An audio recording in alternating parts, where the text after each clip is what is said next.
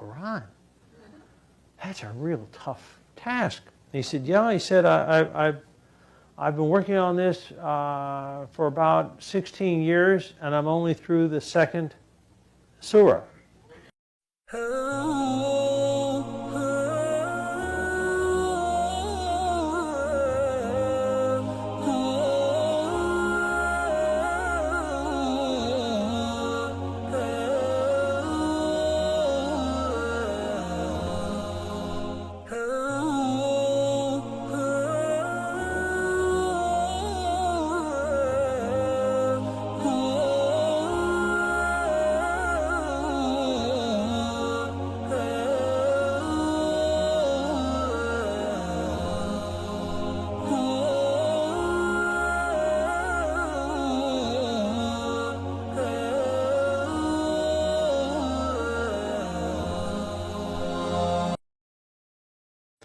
At one point I found myself in Amman, Jordan, and I was supposed to do an event. It got delayed, and the guy who was in charge of it said, you know what, let's just take this as an opportunity. Let's just have a night out together. And I said, what do you want to do with me? He said, well, I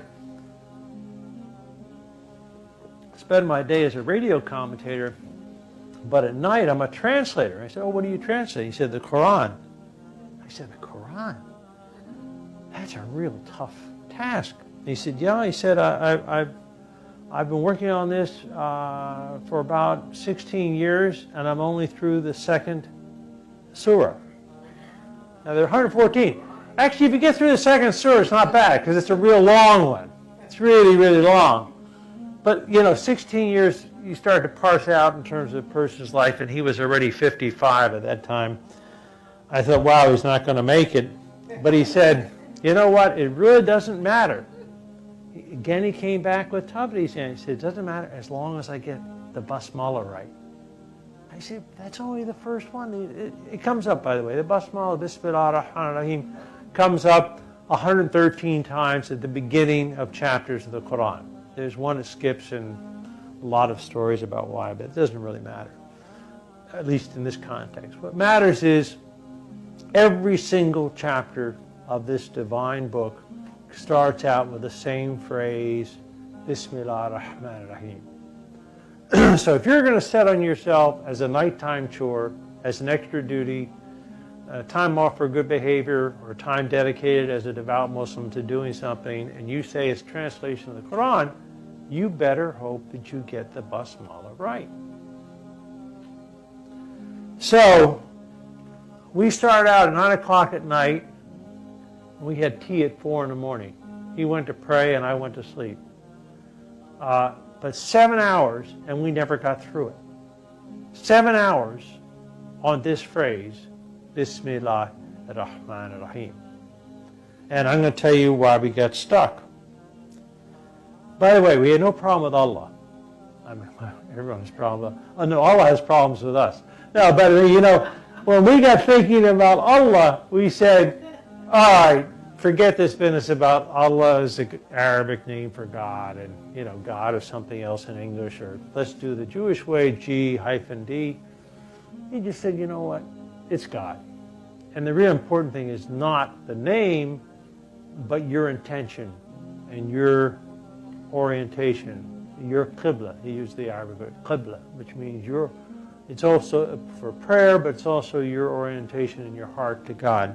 So what really matters, in fact, some of the early Muslims were called Ahlul Qibla, the people of orientation, which meant both how they prayed and how they thought about God.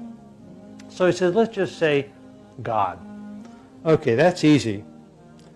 But then what do we do after that? He says, well, I have a problem because I also like poetry. And I recognize that in the divine eye, in the wisdom of the beyond, there's a reason why Rahman and Rahim rhyme in Arabic. Now you may say, I don't hear that. Man, Im doesn't sound alike. Except even if you don't know Arabic, you can hear the Rahman, Rahim. You can, can't you? Rah. And it's not this is not a basketball game or a football game. But but it does have elements of rahra, of saying, I want to get it there, I want to be right. So it comes actually, Rahim comes and it stems from a noun, and that noun means womb. So the basic attribute of the divine, of the God beyond attributes in Islam, so far as we can express it in English, comes closest to the woman, comes closest to the female form of womb or womb-like quality. And how do you register that in English? What is Rahman, womb-like one way, Rahim, womb-like and woman-like another way? So we talked about that. And he said, well, he says, you know, I think when you really get done with it, you have to say it's better to have, in the name of God, the compassion, the compassionate. I said, the compassion, the compassionate. In other words, one is a noun and one is an adjective. One is a statement, the other is a qualifier. I said, but both of them in Arabic, Rahman, Rahim, are qualifiers, are adjectival. Neither one is nominal. He said, but you can't make the two rhyme. This is where we got stuck at hour 3 or 4. I said, well, wait, we went back to fa'al and fa'il. This is two forms of Arabic. Fa'alan means inclusive. It means what you possess. It's sort of like ownership. Ownership, maybe, would be fa'alan. Ownership, and fa'il is expressiveness. I own it, I give it. I got it, you know, I share it. So, okay, so if we think about this in terms of Rahman as I've got it, what does it mean? Mercy was one. Beneficence was another. Grace was another.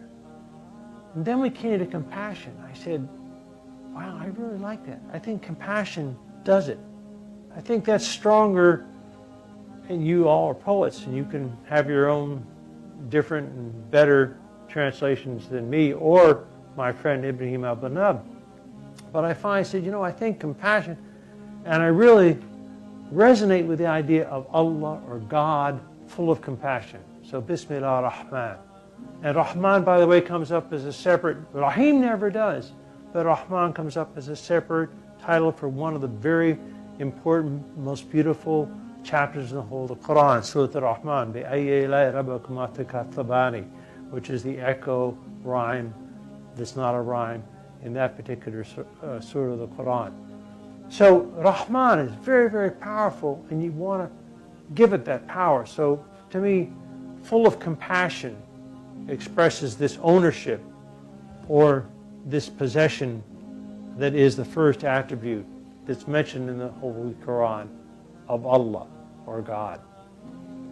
And then Rahim becomes what you do with it. If you got it, how do you get rid of it? Or how do you dispense it? So, and you're always dispensing it. There's not a dead end to it. It's not limited. It's not a quota system. So I finally said, you know what I think this is? I think this Rahim is always compassionate. But then he didn't like that. So how about ever compassionate? I said, I think I like that. So I came out with that. At the end of the whole thing, this is the end of my book also. In the name of God, full of compassion, ever compassionate. Bismillah ar-Rahman ar-Rahim.